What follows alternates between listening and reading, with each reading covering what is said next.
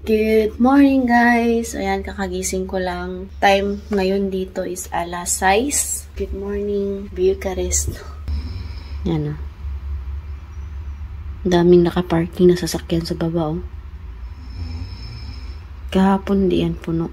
O, ayan yung higaan namin guys. Kita nyo? Magkasya naman talaga kami lahat. Kaso nga lang, ako kasi nagpadidi ni Edie, so baliktad-baliktad. Takot ako baka mahulog si Edie ba? Kasi nung unang gabi, sobrang nahirapan ako guys kasi naka-steady lang. Sobrang sakit ng balikat ko. Tapos yung ginawa ko kagabi para safe, yung mga upuan, yan oh.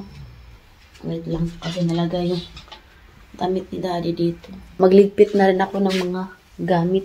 So yung ginawa ko guys, ayan oh, nilagay ko yung mga upuan, yan o, para sigurado talagang hindi mahulog pa. Tapos itong blanket, makapal man. So kaya dito ko nilagay. O, diba yan si Edie o.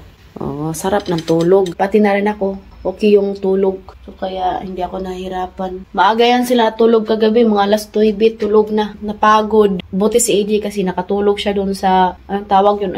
Tram? Yan ako guys, parang may sipon na. Uuwi na pala kami mga 12. Kailangan ko mag-prepare. Niligpitin ko lang yung mga gamit. Tapos yung mga napamili namin doon sa Pipco, ilagay ko lahat sa maleta para isahan na lang. Kaya ang hirap magbitbit.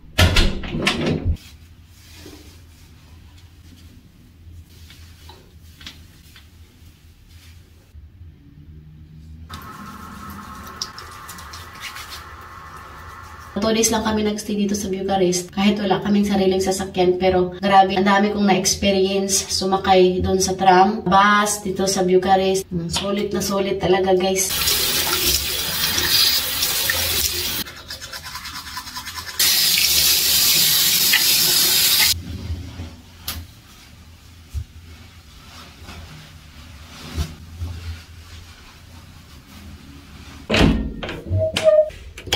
Sa harap ng hotel namin, meron din hotel, oh. Euro Hotels. Ayan, mag-start na ako maglipit para wala na akong problemahin pa mamaya.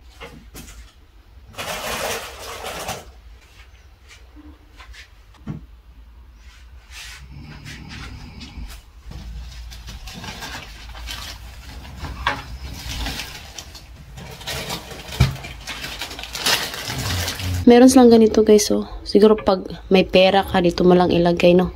Ayan, oh. Kasi pindutin mo na yung password. Social. Tayong walang mga pera, wala tayong ilalagay dyan. Masyadong maaga pa naman. Alas 7:33 pa dito. Pero gusto kong i-prepare na yung mga susuotin mamaya para wala na akong iisipin pa. Tulog pa sila guys. Si Habi naghagok. Bahala na yung background nila. Hindi naman yan makapirahit.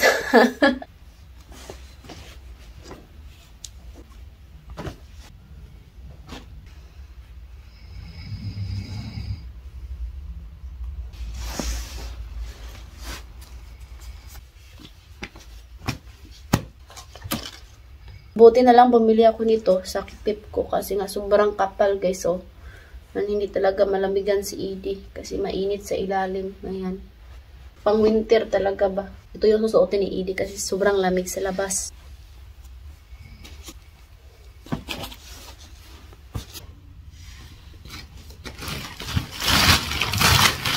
Yung mga labhono na ilagay ko lang sa plastic guys para hindi maghalo. Good morning, ate. Good morning. Yan, gising na.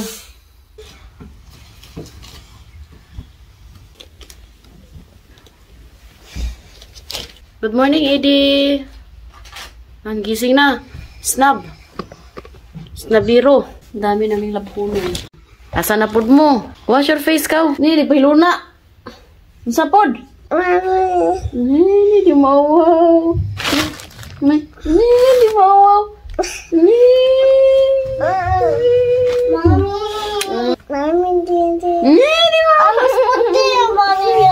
Ayan, pinakain ko muna si Katyusha. Ito yung tira kagabi na in-order namin. Hindi ko pa to na bawasan. Eat, mami. Kain tayo. Parang tayo nga guys, oh. Nilalaro lang to namin sa bukid. Hindi ko alam kain pala to. Sarap. Mm.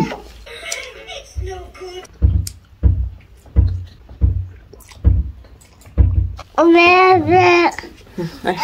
No.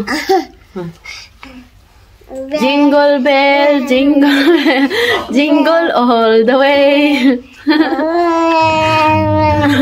Tapos ko ng maligpit mga gamit namin. Pero yung hobby ko guys, tulog pa. Huy, mata na. Huy. Good morning. Mayong buntag. Mayong buntag. Kumusta? I still sleep. Kumusta yung tulog? Tulog matulog. Thank you for watching. Hope you enjoy. Don't forget to like and subscribe to our YouTube channel and Facebook page. La Petri. Bye!